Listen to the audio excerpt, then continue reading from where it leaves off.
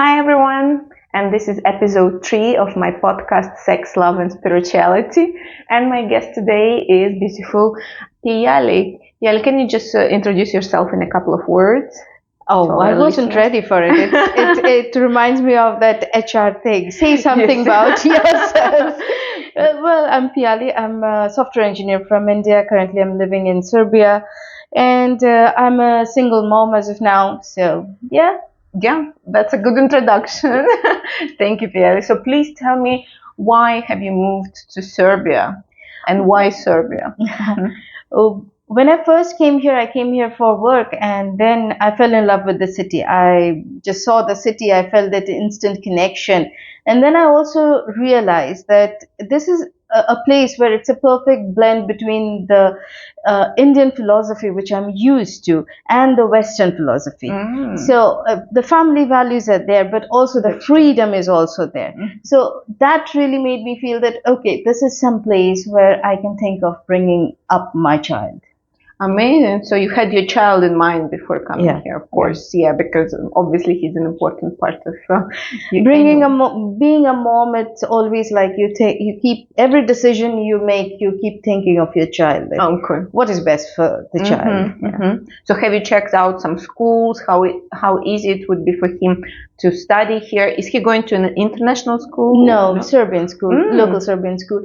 Yeah, I checked out like what other facilities are, like if there is kindergarten available, if the kindergarten is state or private.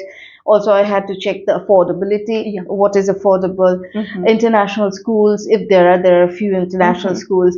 But the thing is that I always wanted my child to have a group, like a group among neighbors. When we grew up, it was a different time. And back then, we used to go on the streets, play with other kids, and just have our group, collective group. And that will never be possible if he goes to an international school. That's true indeed. I actually know some people who moved also from other countries to Serbia, and they go to international schools, but then like it doesn't feel like they blend into the society. Exactly. Yeah. So my point was, if I'm moving here, if I'm bringing my child here, I want him to blend in the society, and it should be a give and take. He should give some part of his culture, and he should take some of the local culture as well, which is always a process for me as well. I want to give something and I want to take in something. Otherwise, there's no point in being anywhere. That's true. That's true. But you've chosen Serbia as like a temporary point or more of a permanent? Whatever in my life, I always consider as temporary, because 5 years ago, if somebody said that, oh, you're going to Serbia, or like your marriage is going to end, this is going to happen, I wouldn't have believed. I had huge long-term plans and I was working on my goals, but then everything just changed. Just changed. So now I'm like, okay, what do I want to do now? And this is what I'm doing now. Do I know that if it's going to be permanent or not? I don't know. But as of now, I'm doing this and I'm enjoying it. Well, that's the most important. Actually, there is such a saying that temporary is the most permanent thing, right? True. Yeah, True. when you think of something as temporary, but then it becomes like a part of your life, and plus, like if you really stay here for longer, I mean, for me, if it's more than a year, it's already kind of permanent, right? Especially these days, things changing so fast, and you have to be flexible. I'm sure more than 4 years now. 4 years in Serbia. Yeah. Wow. If I take collectively, it's for more than 4 years. Yeah. Amazing. But then what was the reason for leaving India? Well, it was my failed marriage. I wanted to get as far as away from that as possible, and I could have done it in India as well. But back home, the society is still working on accepting single moms or divorcees. It's still a process. And there are challenges. It's here. I'm a divorcee. I'm a single mom. Nobody cares. Yeah, yeah. So in India, being just a little bit more traditional. Yeah, we are a bit conservative. Yes, So yes. it's not like people are going to harass me or something, but there is always someone gossiping about you. And you didn't want that. I didn't want that. Of course, yeah. For me, it will not affect me. I learned it the hard way that whatever people say, it doesn't matter. But I have a growing child. It will have impact on him. So you were thinking of him in the first place. That's what I would think. But actually, you know that I had the same strategy. When I got divorced, I've been married. I mean, no children, and my marriage was for 6 months, but still, it was a marriage. And I felt like I needed I escaped. So I escaped to cruise ships. So I've traveled the world for 8 years on cruise ships before COVID happened. And yeah, I don't regret this decision. Definitely not. Leaving home. I think I dragged it on way longer, which is kind of my nature. I don't want to give up easily. So even if the signs were there, I was struggling. I wasn't happy. Nothing was happening the way I wanted it to happen. But I was still trying. I don't want to give up. I wanted to try. At the end, when I couldn't anymore, even then probably I wouldn't have given up. But I still remember that call, making that call. I was crying and talking to my father. And he said that my father, we come from very humble roots. My grandfather was a farmer. He had farms. He moved to the town so that his children could have better education. My father was a government clerk. And he sent me to the university in the city so that I could have a better education in life. And he said, for generations, we did not go to the hardship. We did not sacrifice so much that you, my daughter, whom I brought up as a son, cry and say that that person is hitting me, abusing me, and I'm putting up with it. Walk away. Wow. It's amazing. And it's always amazing that you have support of your close ones, your relatives, because unfortunately not always women have that support. Especially, you know, in Russia also when it comes to family, it can be a bit conservative, like they call it traditional values in Russia. And there, normally they actually say, it's your fault. So deal with it. It's always the woman's fault. It's always the woman's responsibility to take care of the family, to make everyone in the family happy. Exactly. And I was doing it. And then in one day, I realized that while it is my responsibility to make everyone happy, it was nobody's responsibility to look for my happiness. And I was very unhappy. And nobody was taking care of it. So that day I decided that now I have to work for my own happiness. Because if I'm not happy, I cannot make anyone happy. Of course. It's like on the plane, put a life jacket on yourself and then on your child. Yeah. If you're not happy, your child just cannot be happy as well. Yeah. Happy mother, happy son. Of course. Yeah. No, but I'm really... That's why I wanted to talk to you, because you're such an inspiration, I think, to all single mothers out there, that you actually... Plus, considering that you're from a very conservative society as well, country, you just took it in your own hands. You took your happiness in your own hands, and you made an action. I had to, because I saw the smile dry up on my child's face, and I couldn't live with that. On one of the episodes, my child picked up a stick to save me. And that day I had decided that this is over. Of course. Because as a mom, it is my responsibility to protect my child. And not him protecting you. Yeah, and not him protecting me. So. No.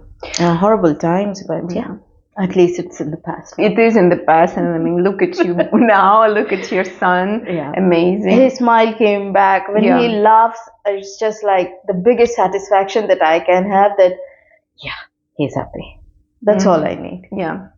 And you're right, enough is enough. And very often women just forget about themselves, and they're waiting. They're hoping it's going to get better. But when it comes to a child, I think that's the breaking point. What happens is there is this logic which binds most moms to bad marriages, is a child needs a father. A child needs a father to thrive. But if a child is growing up in an environment where abusing is normalized, then what is he learning from that father? That means that I am letting these values be instilled in my son, that women are not to be cherished, not to be loved, but just to be used. Mm-hmm. That means he will grow up with the same Mm-hmm. principles, and the world has changed. Mm-hmm. Okay, maybe 2-3 generations ago this would be fine because women were not financially independent, they were not educated, they were solely dependent on a provider. Definitely. And he could be a provider and do whatever he wants. Yes. Glorified slavery. Mm-hmm. But he could get away with it. But Mm-hmm. in the current society, if he follows those footprints, he will probably not find anyone to be with him. Of course. Or like would end up in jail. And Yeah. Yes. I agree with you. The society is changing, thanks God. I mean, it hasn't changed completely, let's face it, but step by It has step. started. It has started. And that is why the divorce cases are now on the rise. But in the past few years, I think India recorded the biggest leap in divorce cases. I think and men are also saying it. The chauvinistic male people, they are saying it that the divorce cases are on the rise because women stepped out of the house and started working. Yeah. And I said yes. Exactly. That's why, because we have women, a choice now. Yes, women are empowered. Exactly. They are choosing good life for themselves. Mm-hmm. Mm-hmm. And that's what I honestly want. That's one of the reasons I started this podcast, and we spoke about it on the previous episode with the psychologist we spoke about toxic relationship. Yeah. And that's why I started. I wanted more and more women to see that there is a choice now. Yeah. And if you think that there is no choice, you can always ask for help. I always say that there is a choice and there is always a price to pay. That's true. If someone asks what did you pay? I said, I paid a dear price. Yeah. I left everything. I left the home that I created. Yeah. I left all my belongings. I left with 2 suitcases.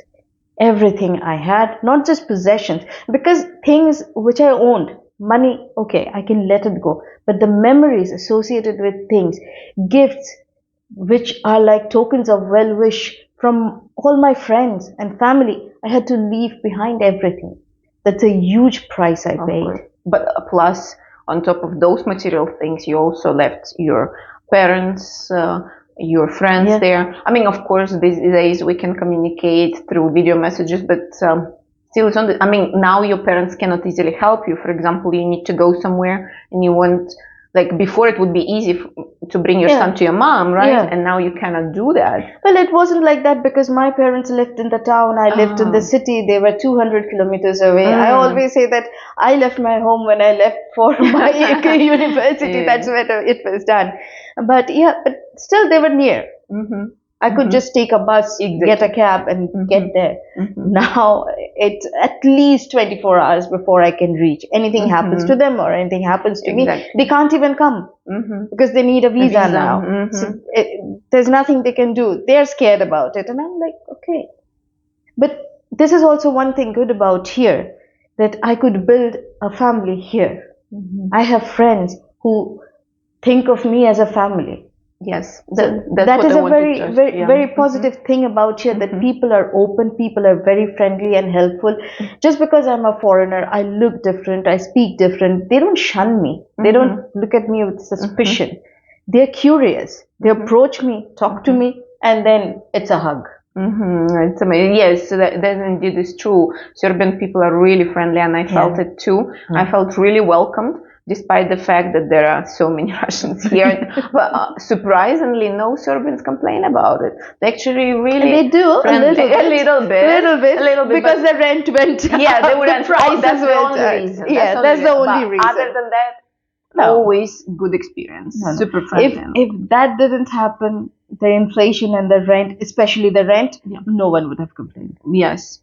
No, they are really nice people, and that's what I wanted to ask you. Like, how does it feel being a single mother here? What are the challenges, and who helps you out? You said you have friends, and for me, friends are very important. I always say you don't choose your family, but you do choose your friends. It's your chosen family. What I find here, that the women here, they're very strong. They are the, how could I say, they are the engine that runs the Serbian society. Yes. Anywhere you go, you will see women are really giving it all and running everything. Maybe not the big businesses, like maybe not the top bosses, but they are at it. Yes. And one friend told me once a very interesting fact. He said that if you're ever in a trouble, just approach a woman. Don't go to a man. He might just ignore you and walk away. But a woman would always help you. Of course, because she would feel like sisterhood, I would say. Yeah. So that is very much here. And so it was easy for me, in fact. Some people say that they had some trouble. I never experienced any. I never experienced any. My whole neighborhood knows that I'm their neighbor. In half the morning, whenever I'm going up, everyone is waving. That's nice. But I think it's also you. It's your bubbly personality, you know. You're super friendly, outgoing. I like to talk. Yeah. Which is amazing, because so many people, I think, when they move, they kind of live in their like shell. They're afraid to socialize with the people from this country. Like, as I know from Russian community, there is a huge Russian community here, but they normally talk only to themselves with the other Russians, so they don't normally go and socialize with Serbians. That is a trend I noticed. So I'm active in the expat community here. So there was an event for expats, and suddenly I noticed there's this one table. People were sitting there, not even talking much among themselves, but they were sitting there, and everyone is milling around, mingling, and these guys were sitting there. They could have easily held cards and played poker because it felt like that, and they were all Russians. And I think it may, I don't know, maybe it's in your culture to feel that community thing, just sitting quietly together and not really getting into the conversation. No, I don't think it's a thing. That's surprising. I mean, it's not surprising that they were on a Russian table. That is a common thing. Even when I used to work on a cruise ship, there was always a Russian speaking table. For me, I was never like that. I had friends from all nationalities. As long as I like people, I hang out with them, so it doesn't matter which nationality they're from.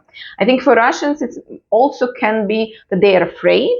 In a way, maybe they are not confident enough with their English. That may be a case. Yes. That may be a case.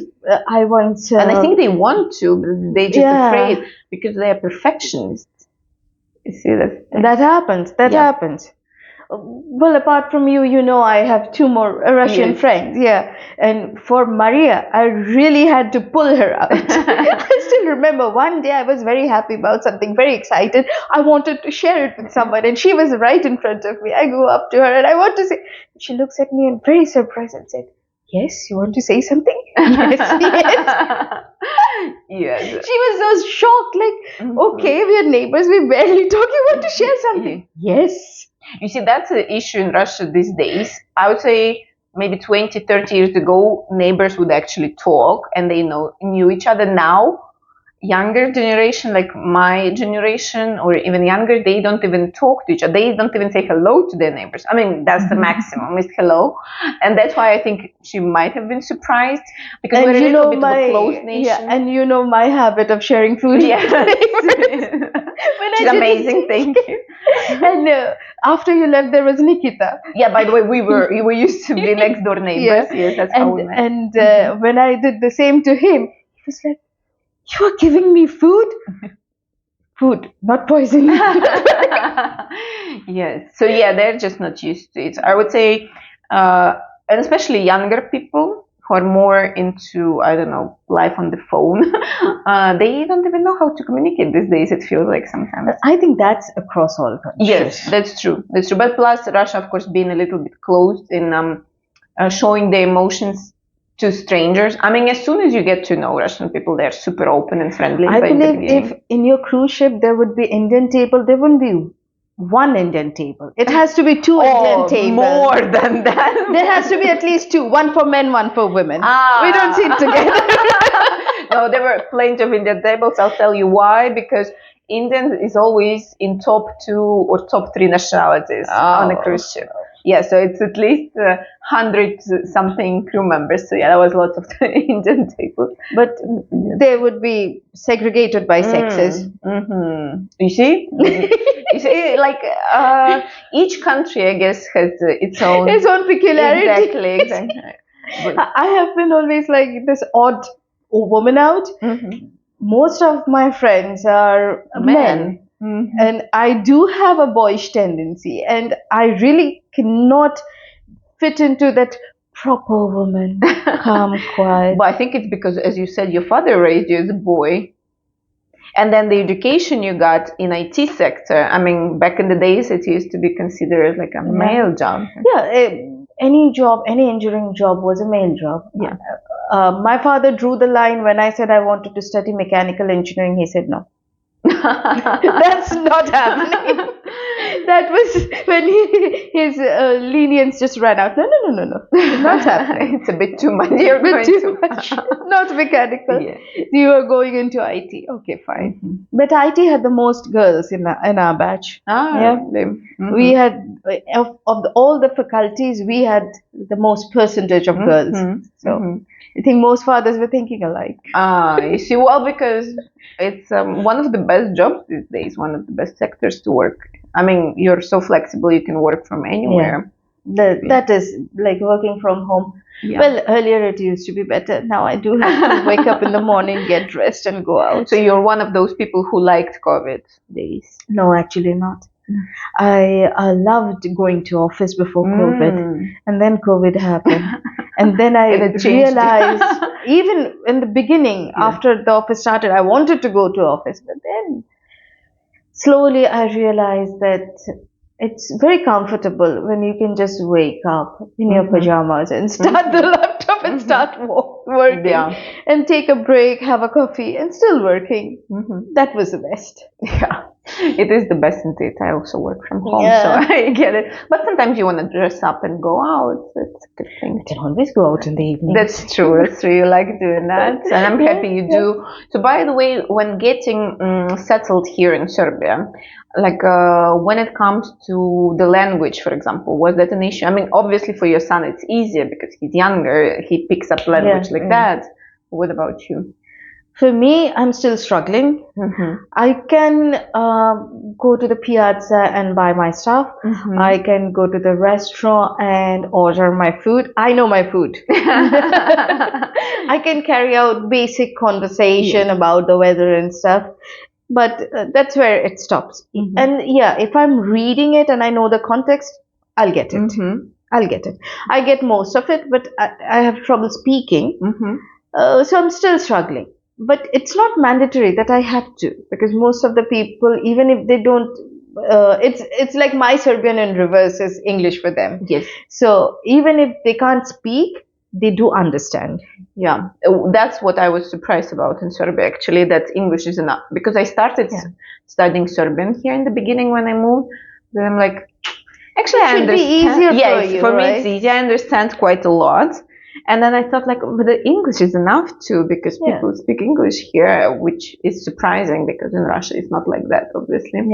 Most young people, they know English. They will speak English. It's the older generation, like really older generation, they have the problem. But what about some other maybe difficulties with the paperwork? I don't know, finding a nanny or like. No, finding a nanny was very easy. You know, I told you the expat group. I took you to the events. Remember? Ah, yes, of course. I do remember that. I love the meet and mingle. That's funny, So in that group, I was referred nanny. She is from South Africa. Oh, and she is now in Belgrade. So she is Moksha's favorite babysitter. Amazing. So that was sorted. There wasn't any problem. But and finding apartment. Facebook. You see, you've got all the connections. Facebook, always Facebook. Yeah, that's what I think you're a perfect example that when you come to a new country, you should be open to meeting people, to get connections, and it's definitely going to be useful, not just to sit in your shell and rely on yourself. And Piyalee, just coming back to the end of our conversation, obviously it's not easy to be a single mom, and you have plenty of challenges. I mean, for me, I moved here by myself, and already I'm thinking like, oh my God, all the paperwork, finding apartment, finding new friends. Sometimes you think like maybe it's easy to go back home. So what motivates you to stay strong, be here, and which advice can you give to other single mothers in similar situation? My biggest motivation is my freedom. And one thing I really cannot put up with is general disrespect. I want to be free. I want to move around with my head held high. Love it. And that's what makes me keep pushing. And of course, for any mom, I think it's the child's happiness and the child's well-being that is the biggest motivator. Definitely. And there has been days when I've been so broken, physically, mentally, emotionally, so drained that if I was alone, I would probably just lay in my bed, wouldn't care about food or anything, just be there. But I know that there's a child there who needs me. Definitely. That makes me get out of my bed and get through the grind. And keep going. Keep going, keep And never pushing. give up. Yes, Yeah. I heard that before. I have a friend whose husband just passed away one day like that. And she has 2 kids. And yeah, she was doing the same, lying in bed. Couldn't just get up, do nothing. But then she just like saw her daughters and she's like, I have to. You have no choice. Sometimes I feel like men, they have a choice to give up, to become an alcoholic, I don't know, or do I something. had a choice. I could just leave my child with my parents. Yes, But but you chose I different. brought that Yes. life Yes, into this world. so you're responsible. I am responsible for it. I cannot let him have a set of ethics or morality or principles in life which is so different, so outdated that cannot help him survive anymore. So I feel it's responsible. I always tell my child that do not expect me to cuddle you, mollycoddle you, or really carry you around. But just like any tigress or any I leopardess, wanted to say you're like a Yeah. lioness. When you're a just mother. like they would enable their kid to survive in the jungle. Current world is just like that. Yes. You have to fight. You have to hunt to survive. And only by your example you can teach your child to do that. No, I totally agree with you. And for me, women are so strong. That's why I admire women. Yet, as you said, you become a tigress, you become a lioness, especially when it comes to your child. Yes, definitely. I think men, they don't realize how much freedom they enjoy from day one. But women, we have to fight for it. We have to struggle for it. We have to pay our price. And we value it. I have my friends here. They have been so supportive. Like, she's also a single mother. Her child is now grown up. Whenever I'm in trouble and I feel desperate, I feel I'm breaking down, I just call her. And we are from different cultures, different backgrounds, different upbringing. Everything is different. But one thing I say that it's very common among all my friends is that each and every woman who is my friend is a fighter. Yes. They have fought and they keep on fighting. Yes. They don't give up. Yes, I know. My friends are like that and I love them dearly. Love my girlfriends. I agree with you. We are fighters. And I hope women who are watching this podcast or who are listening to this podcast will be inspired by your example. And that's why I'm doing it. Yes, and I hope it will make a difference and it will, some women will feel like there is a choice and you can be strong. So is that your advice to those single mothers, just to stay strong? Not just to stay strong. Often we falter because we doubt ourselves whether we are taking the right decision or not. But staying in a toxic relationship, staying in an abusive environment, that's never the good choice. We have a saying that sometimes it is better to have an empty house than having a cow who is worthless. So it's better to have one thing that I do not understand, why it is imperative that a child must have a role model in the father, even if it's a boy. No. For me, my role model was my aunt, who started studying computer science when it was newly launched in India. She had no predecessors. It was like the second year when the faculty started in the university. It was a huge risk because it was just the beginning. There wasn't job opportunities or anything, but she wanted to do it, and she did it. And she was my role model. Yeah, such an inspiration. Yeah. And no child ever picks up their role model just because they're the parents. It's never like that. A child picks up an inspiration when they feel that that person is worthy. I don't expect my child to pick me as an inspiration. Maybe he will be inspired by someone else. But to have a bad example in his life, when he has not yet learned to make the difference between the right and the wrong, I don't think that's ever advisable. No, definitely not. You need to be always an inspiration for yourself in the first place, for your child, and then for everyone else. So yes, thank you for that. Conversation was amazing. And yes, please be an inspiration for yourself. Start with that. And subscribe. Yes, like it and comment. Let us know what you think about our conversation, if you agree with us, and if you think that's what's important, to inspire others, inspire yourself. And be happy always. Happiness is the biggest choice you can make for yourself. Definitely. Happy mom, happy son, happy daughter. Yes, definitely. Be happy, love yourself. And stay tuned. See you. See ya. Bye.